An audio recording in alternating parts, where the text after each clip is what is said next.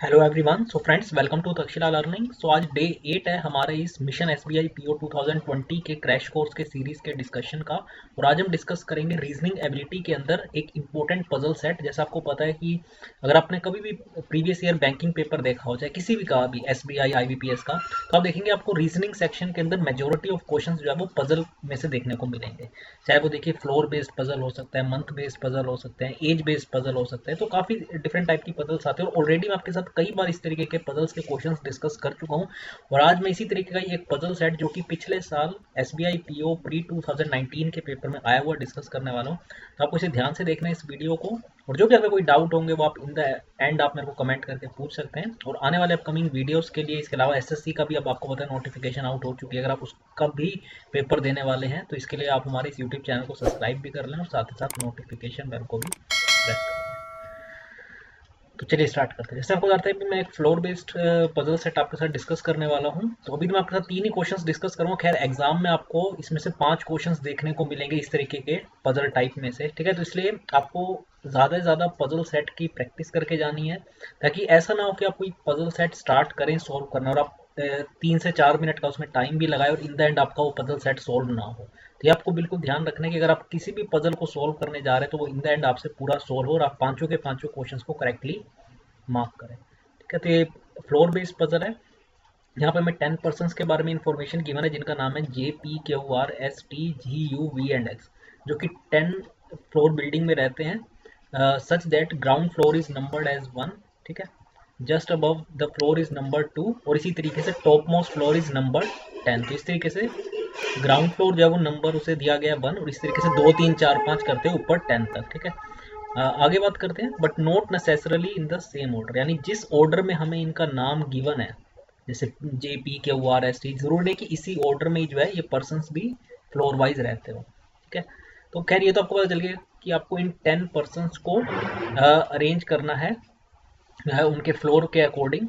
तो सबसे पहले देखिए जो स्ट्रेट फॉरवर्ड हमें पॉइंट गिवन है, ठीक है।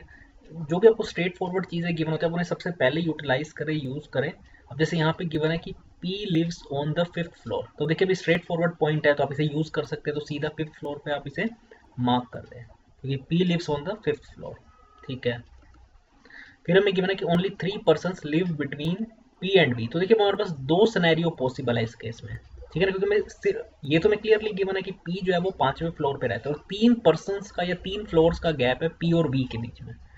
देखो P इधर है तो देखो दो सिनेरियो बनते हैं, या तो V इधर आ सकता है जहाँ पे अभी J है, या V यहाँ पे आ सकता है जहाँ पे देखिए।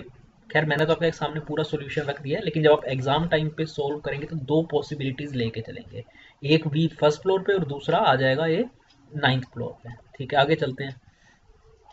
फिर वो में कहा गया कि T lives immediately above J, ठीक है। T जो है वो इमीडिएटली अबव J रहता है। T lives immediately above J who lives on an odd numbered floor.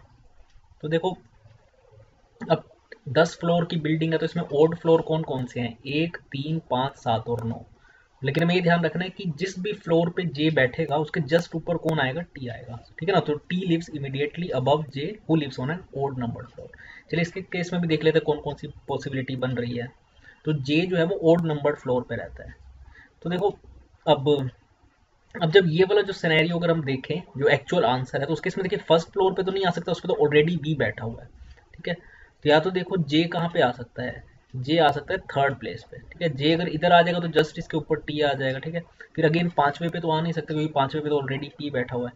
फिर जे कहाँ पे आ सकता है, क्योंकि ओड नंबर फ्लोर सातवां भी है, सातवें पे भी आ सकता है और नौवे पे भी आ सकता है। लेकिन ये ध्यान रखना है आपको कि अब देखिए अगर मैं ये दूसरा जो सिनेरियो, खैर मैं आपके साथ आगे डिस्कस करूंगा। तो अगर अगर जे 9वें फ्लोर पे तो उसके ऊपर टी आएगा 10वें फ्लोर पे, ठीक है। तो इस तरीके से जितनी भी पॉसिबिलिटीज आप उनको लेके चलोगे। और वैसे ही जो दूसरा सिनेरियो मैंने लिया था जब, क्योंकि सबसे पहले मैं गिवन था कि पी और वी के बीच में 3 फ्लोर का गैप है, अगर वी यहाँ पे है 9वें फ्लोर पे तो ऑब्वियस सी बात है इधर टी नहीं आ सकता फिर 9वें पे। फिर टी कहाँ कहाँ पे आ सकता है, 7वें पे आ सकता है, 5वें पे आ सकता है। 5वें तो खैर नहीं आ सकता क्योंकि 5वें पे तो हमें फिक्स है पी बैठा हुआ है। तीसरे पे आ सकता है या पहले पे आ सकता है, ठीक है ना। अगर हम वी को 9वें फ्लोर पे मान के चलें, क्योंकि देखिए पी और वी के बीच में 3 फ्लोर्स का गैप है, तो फर्स्ट फ्लोर पे आएगा वी या 9वें फ्लोर पे। तो अगर वी क्योंकि अभी तक हमें आंसर नहीं पता ना। तो बी अगर 9वें फ्लोर पे है तो फिर कौन कौन सी पॉसिबिलिटी बनती है जे के लिए, 7वां फ्लोर, तीसरा फ्लोर, पहला फ्लोर, और इनके जस्ट ऊपर फिर टी आएगा। ठीक है, अब देखिए एक लाइन और इंपॉर्टेंट गिवन है कि S lives on one of the floors below R. S जो है वो आर के नीचे रहता है। ठीक है, S lives on one of the floors below R. तो अभी तक देखिए ना तो हमें एस के बारे में इससे पहले कोई इन्फॉर्मेशन थी ना आर के बारे में, तो अभी हम इसे एज इट इज लिख लेते हैं कई साइड पे अब की पॉइंट की तरह, लेकिन अभी इसे यूज नहीं करते हैं।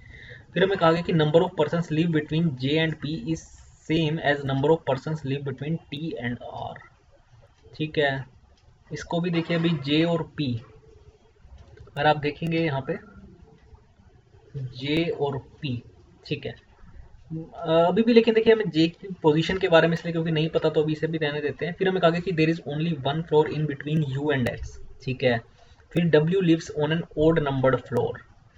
फिर हमें कहा गया कि R does not live on top floor. फिर S lives on an odd numbered floor above X but not on 7th floor. तो देखिए ये चीज देखें कि एस जो है वो ओड नंबर्ड फ्लोर पे रह रहा है above X but not on 7th floor. तो यहाँ से देखो आपको एस की एक पोजीशन आइडिया लग जाएगी, but not on 7th floor, लेकिन वो एक्स के ऊपर है। ठीक है, और फिर ये भी गिवन है कि V lives below the floor on which P lives. ठीक है, तो इस तरीके से आगे भी है कि U lives above the floor on which X lives. तो आप इससे क्या है बेसिकली इन्हें कनेक्ट कर लेंगे। और एक आखिरी में लाइन जो है Q lives on an even numbered floor above P but not on top floor. तो आपको बेसिकली करना क्या है, अब यहाँ तक तो हम आ चुके थे। एक इंपॉर्टेंट ये लाइन थी कि S lives on one of the floors below R.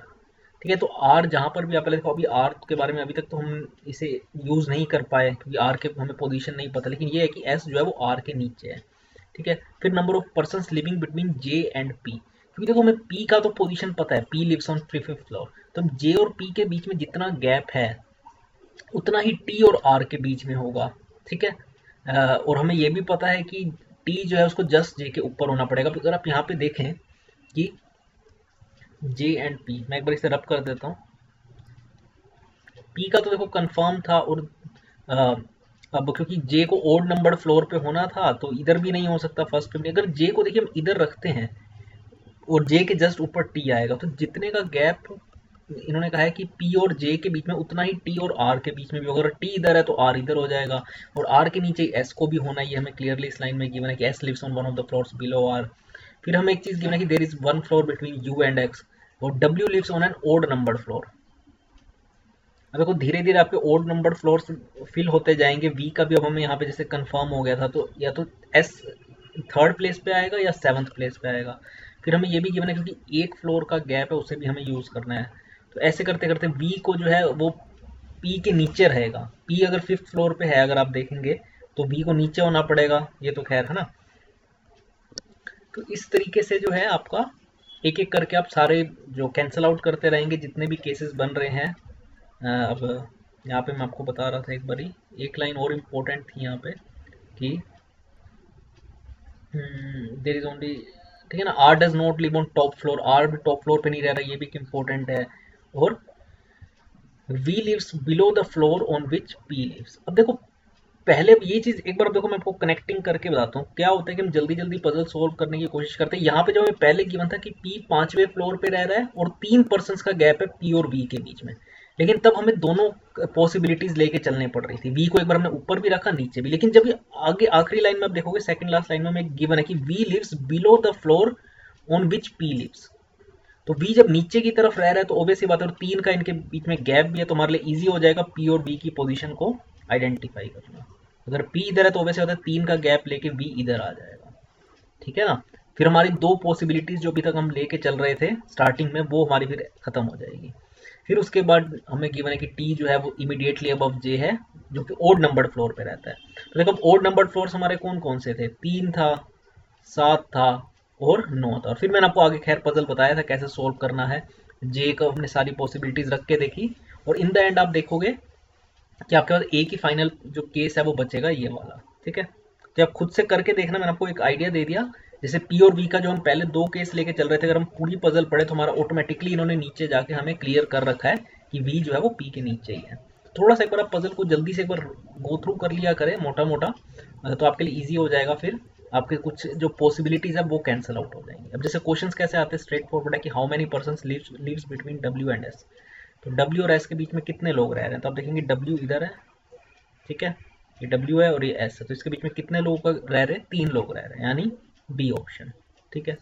फिर है कि 4 of the following 5 are alike in a certain way, 5 में से 4 में कुछ सिमिलैरिटी है और वो ग्रुप को बिलोंग करते हैं किसी एक, आपको ओड वन आउट पिक करना है। तो Q x U W T, Q, ये क्यू है, मैं एक बार इसे रब कर देता हूँ सारा, तो क्या थे, Q x U W T, Q x U W T, तो क्यू एक्स यू, ये डब्ल्यू और ये टी।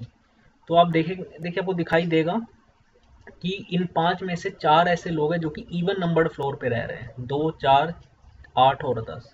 सिर्फ एक ही ऐसा पर्सन है जो ओड नंबर फ्लोर पे रह रहा है, जो कि W 7वें फ्लोर पे, बाकी आप देखेंगे सारे इवन नंबर फ्लोर पे रह रहे हैं, तो यही ओड वन आउट है हमारा W, ठीक है। और आखिरी में क्वेश्चन है, which of the following statement is not true about you, जो कि यू के बारे में सही नहीं है। क्या यू चौथे फ्लोर पे रह रहा है, तो बिल्कुल यू आप देखेंगे चौथे फ्लोर पे रह रहा है। 2 persons live between U and W, ठीक है। और तीसरा और चौथा देख लेते हैं पहले। V जो है U के इमीडिएटली बिलो है और P जो है U के बिल्कुल ऊपर है, तो PUV, तो आप देखेंगे यहाँ पे P तो बिल्कुल U के नीचे आपको दिखाई देगा, लेकिन V नीचे नहीं दिखाई देगा, ठीक है ना। तो U के जस्ट ऊपर आपको P तो दिखाई दे जाएगा, लेकिन V नहीं दिखाई देगा इसके नीचे। तो कि जो V lives immediately below U वाला जो है लाइन, ये गलत हो जाएगी। तो यानी which of the following statement is not true, तो C ऑप्शन इसका करेक्ट है, ठीक है। तो ऐसे आपके 5 क्वेश्चंस एग्जाम में पिछले साल आए थे, मैं आपको एक बार दोबारा दिखा देता हूँ। ये क्वेश्चन है, इसमें देखिए बहुत इजी है आपके लिए सोल्व करना, आपको बस जितनी पॉसिबिलिटीज आपकी बन रही हैं, ठीक है ना, उन्हें आपको बस एक बार लेके चलना है साइड बाय साइड। ऐसा नहीं है कि आप जल्द जल्द में कोई केस को भूल जाएं, ऐसा नहीं करना। जितनी पॉसिबिलिटीज है बन रही है और धीरे धीरे वो आपकी कैंसिल आउट होती जाएंगी। कुछ क्या है, अब जैसे ये वाली जो थी पॉसिबिलिटी कि P और V के बीच में 3% का गैप है, लेकिन हमें ये नहीं पता कि ऊपर है या नीचे, में बड़ा आखिरी में पता चला। कई बार इस तरीके की चीज़ें जस्ट अगली लाइन में ही लिखी हुई होती है, तो एक बार थोड़ा सा एक बार देख लिया करें पूरा पजल को, या तो एक बार गो थ्रू हल्का सा कर लिया करें, ताकि आपको ज़्यादा केसेस ना बने, कम से कम केसेस में आपका क्वेश्चन सॉल्व हो जाए। ये हमारी प्रायोरिटी होनी चाहिए, ठीक है।